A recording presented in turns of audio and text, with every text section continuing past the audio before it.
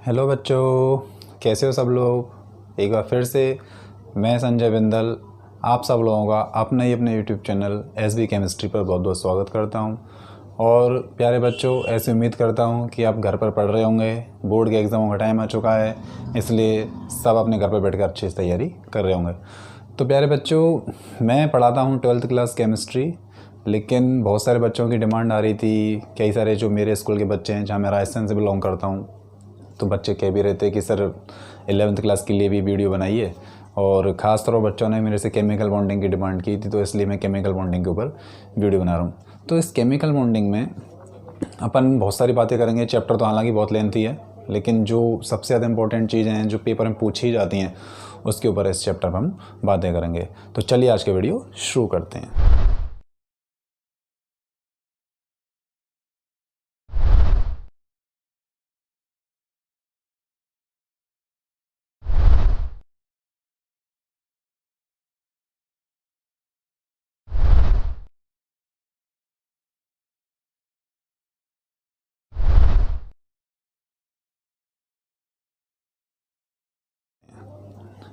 तो प्यारे बच्चों, जैसा कि आपको थंबनेल में दिख ही रहा है, केमिकल बॉन्डिंग, ठीक है।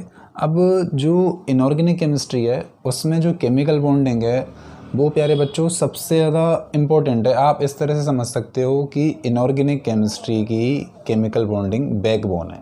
अगर आपको केमिकल बॉन्डिंग आती है तो यूँ समझ लीजिए आपका इनऑर्गेनिक केमिस्ट्री का 50 से 60% सिलेबस कंप्लीट हो जाता है। उसके बाद फिर पीरियोडिक टेबल है और बाकी सारी चीज़ें। अगर आप केमिकल बॉन्डिंग सीख गए तो आपको कभी दिक्कत नहीं आएगी। और केमिकल बॉन्डिंग 11th के साथ साथ आपको 12th क्लास में भी बहुत सारा यूज़ आएगी, ठीक है।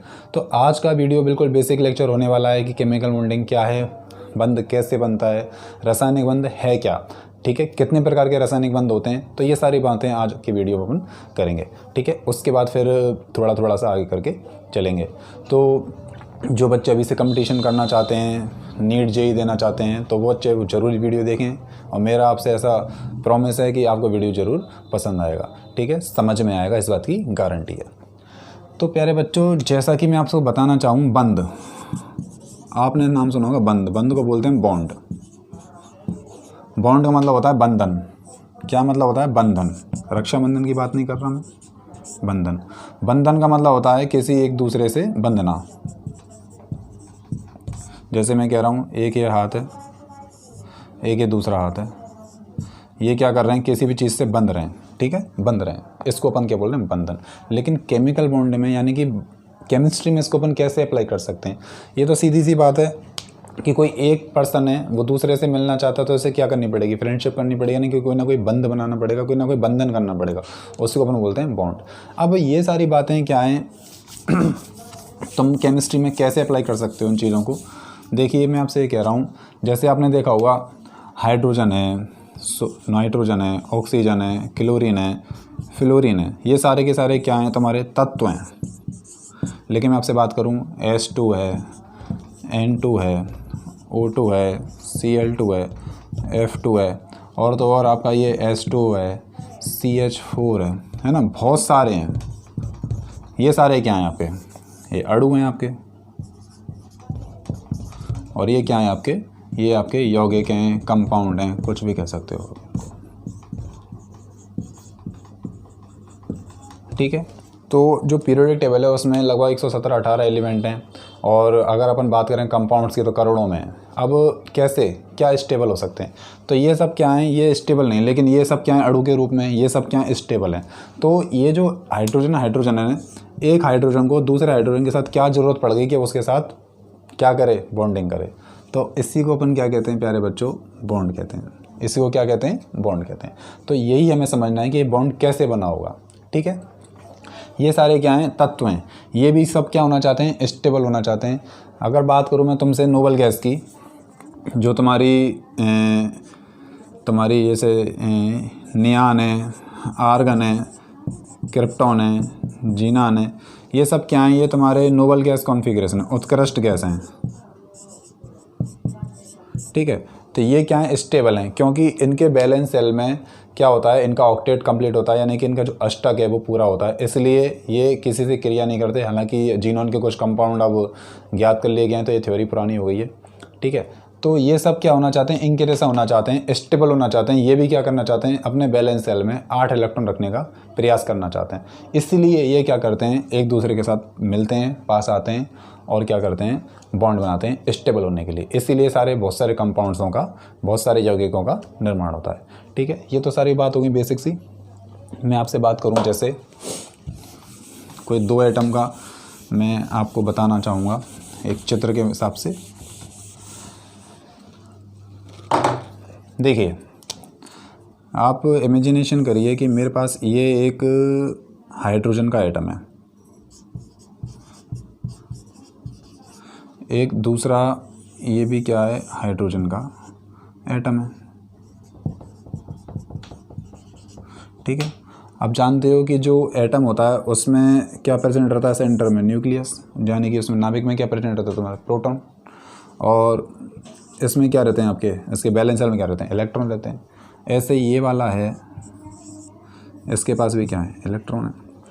अब ये मान लो इनके बीच की दूरी बहुत दूरी अनंत है, ठीक है। अब धीरे धीरे ये क्या करेंगे, धीरे धीरे पास आएंगे, क्यों, बॉन्ड बनाने के लिए, स्टेबल होना है ना इनको। तो ये क्या करेंगे, धीरे धीरे पास आएंगे, पास आएंगे, पास आएंगे, पास आएंगे, पास आते चले जाएंगे। तो जब ये पास आएंगे तो ये क्या करेंगे, 2 प्रकार के फोर्स या 2 प्रकार के बल महसूस करेंगे।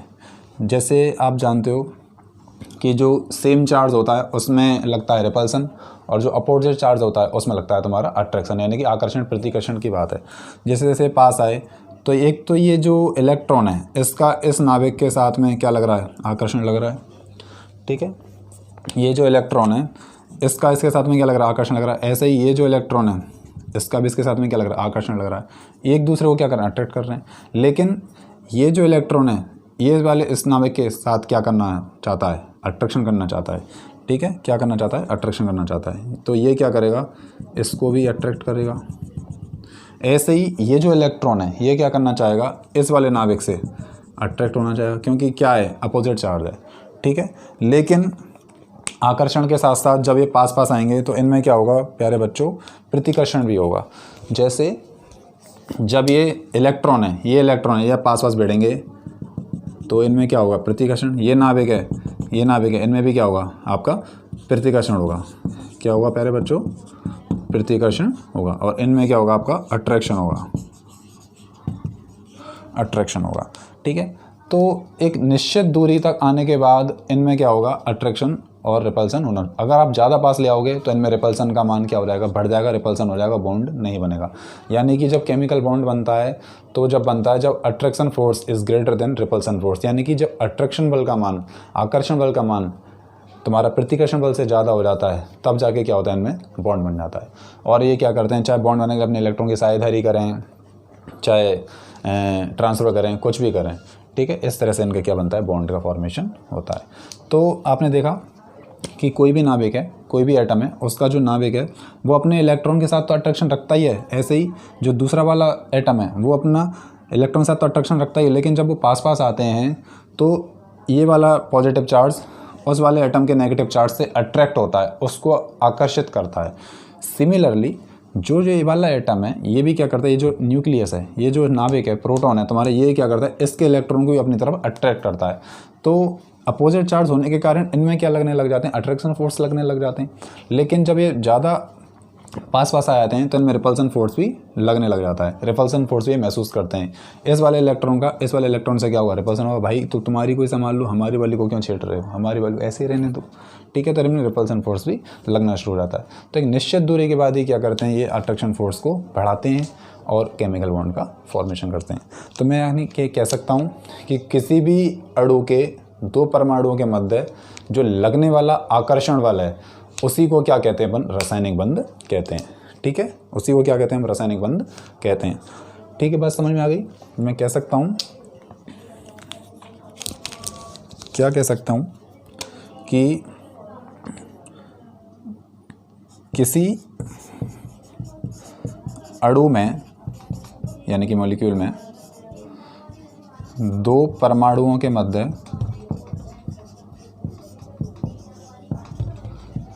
लगने वाला अट्रैक्शन फोर्स, ठीक है, क्या कहलाता है तुम्हारा? केमिकल बॉन्ड कहलाता है, ठीक है, केमिकल बॉन्ड कहलाता है। अब ये क्या कर रहे हैं, ये उत्कृष्ट गैस के जैसा विन्यास प्राप्त करना चाह रहे हैं, इसीलिए क्या कर रहे हैं, पास पास आ रहे हैं, ठीक है। अब दूसरी बात ये है कि कॉज ऑफ बॉन्डिंग, रीज़न क्या है, बॉन्ड क्यों बना, वो मैं आपको एक्सप्लेन करता हूँ। केमिस्ट्री की बात है भाई, समझनी तो पड़ेंगी आपको, छोटी छोटी बातें हैं, दिमाग खाती हैं।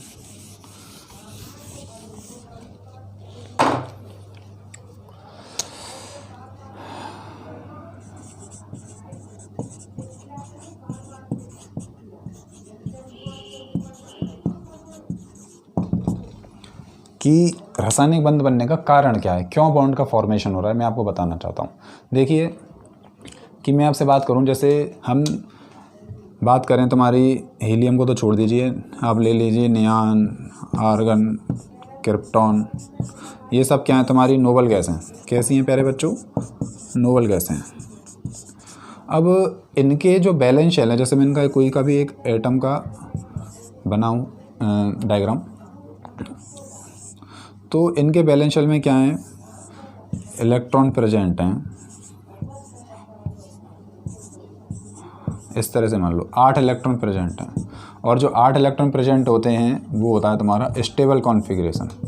वो कैसा होता है आपका? स्टेबल होता है, यानी स्थायी होता है। उसे किसी से रिएक्शन करने की ज़रूरत नहीं है, किसी से मांगने की ज़रूरत नहीं, इलेक्ट्रॉन दे दो, इलेक्ट्रॉन दे दो, इलेक्ट्रॉन ले लो, कुछ भी ज़रूरत नहीं है, ठीक है। लेकिन कि बाकी के जो तत्व हैं, एलिमेंट्स हैं, जैसे मैंने वो पहले बताया, हाइड्रोजन, नाइट्रोजन, ऑक्सीजन, फ्लोरीन, बहुत सारे एलिमेंट्स हैं, उनके पास क्या है, उत्कृष्ट गैस जैसा विन्यास नहीं है। तो वो उत्कृष्ट गैस विन्यास को ऑक्यूपाई करने के लिए, उत्कृष्ट गैस विन्यास को प्राप्त करने के लिए क्या करते हैं, अपने जैसे सेम एटम्स के साथ या डिफरेंट एटम्स के साथ में मिलना शुरू कर देते हैं, उनसे बॉन्डिंग शुरू कर देते हैं, जिसके कारण क्या होते हैं, वो स्टेबल हो जाते हैं, ठीक है। जैसे मैं आपसे बात करूँ, ये अकेला ऑक्सीजन है, ऑक्सीजन के बैलेंस शेल में कितने इलेक्ट्रॉन होते हैं प्यारे बच्चों? 6 इलेक्ट्रॉन होते हैं। अगर इसके पास 6 इलेक्ट्रॉन है तो क्या ये स्टेबल है? नहीं है, क्योंकि स्टेबल होने के लिए कितने इलेक्ट्रॉन की ज़रूरत है? 8 इलेक्ट्रॉन की ज़रूरत है। इसलिए ये क्या करेगा, किसी ना किसी तरीके से इलेक्ट्रॉन की शेयरिंग करेगा या इलेक्ट्रॉन का ट्रांसफ़र करेगा, और अपने बैलेंस शेल में क्या करेगा, 8 इलेक्ट्रॉन रखने का प्रयास करेगा। जैसे मान लो इसने दूसरी वाली ऑक्सीजन से क्या कर लिया, टाई अप कर लिया कि बहन मेरी मदद कर दो, इसके पास कितने इलेक्ट्रॉन हैं? 6, और मेरे पास भी कितने इलेक्ट्रॉन हैं? 6, इसको ऐसे बना लेते हैं। तो इन्होंने क्या करा, अपने 2-2 इलेक्ट्रॉन की शेयरिंग कर ली और बॉन्ड बना लिया। अब आप काउंट करो तो इसके पास हो गए कितने, 8 इलेक्ट्रॉन, और इसके पास भी कितने हो गए, 8 इलेक्ट्रॉन हो गए। तो ये क्या हो गया फाइनली, ये O2, अब ये O2 क्या कहलाएगा, अब O2 परमाणु नहीं है, O2 अणु कहलाएगा। अब क्या बन गया, ये मॉलिक्यूल बन गया। तो इन्होंने स्टेबल होने के लिए क्या कर लिया, अपना कॉन्फ़िगरेशन O2 कर लिया, ठीक है, स्टेबल होने के लिए नोबल गैस कॉन्फ़िगरेशन कर लिया, ठीक है। तो प्यारे बच्चों, मैं समझ रहा हूँ ये बातें समझ आ रही हैं, बहुत बेसिक सी बातें, 10th से 11th में आ रहे हैं, तो ये सब बातें आनी भी चाहिए। अब ये समझ में आ गया कि बॉन्ड क्या होता है, ये भी समझ में आ गया कि बॉन्ड क्यों बनता है। अब कितने टाइप के बॉन्ड होते हैं वो मैं आपको बताना चाहूँगा, क्योंकि बेसिक लेक्चर है, सिंपल बातें बता रहा हूँ, इसलिए वीडियो बहुत ज़्यादा लंबा नहीं करूँगा। चलिए मिटा देते हैं।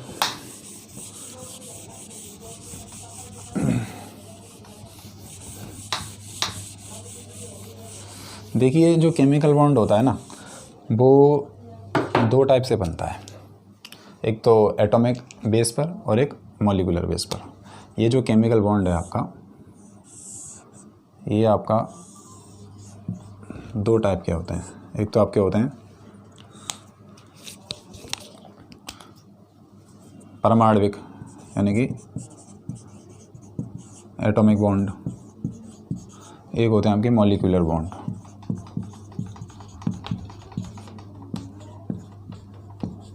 एक होते हैं आपके मॉलिक्यूलर बॉन्ड, यानी कि परमाणविक बंध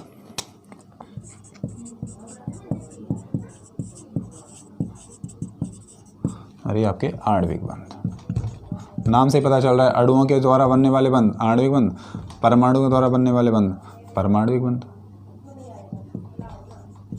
ठीक है। अब ये जो बेटा बॉन्ड होते हैं प्यारे बच्चों, ये होते हैं स्ट्रॉन्ग, ये प्रबल टाइप के बॉन्ड होते हैं, और जो आणविक बॉन्ड होते हैं वो तुम्हारे वीक टाइप के बॉन्ड होते हैं, ठीक है। इसमें जो हमने क्लासीफाई किया है, ये हमने 4 बॉन्ड को क्लासीफाई किया है, ठीक है। पहला है आपका आयनिक बंध, जैसे आयनिक बॉन्ड कहते हैं, आयनिक बॉन्ड, ठीक है। ये मैं यहाँ लिख देता हूँ, आयोनिक बॉन्ड। दूसरा होता है आपका सहसंयोजक बंध, कोवेलेंट बॉन्ड। तीसरा होता है आपका उपसहसंयोजक बंध,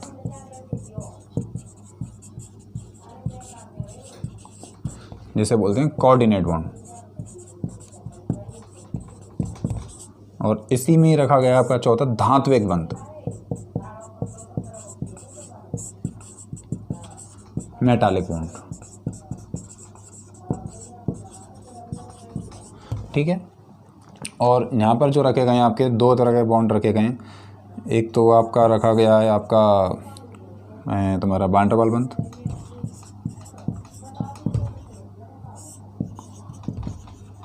और दूसरा रखा गया है वान डेर वाल बॉन्ड भी देखो प्यारे बच्चों 5 प्रकार के होते हैं। आयन द्विध्रुव आकर्षण, डायपोल डायपोल इंटरेक्शन, है ना, डायपोल इंड्यूस्ड इंटरेक्शन। तो ये सारी चीज़ें आप 11th क्लास के केमिस्ट्री चैप्टर नंबर 5 में पढ़ोगे। और एक होता है आपका तुम्हारा हाइड्रोजन बॉन्ड, एच बॉन्ड बोलते हैं जैसे, ठीक है।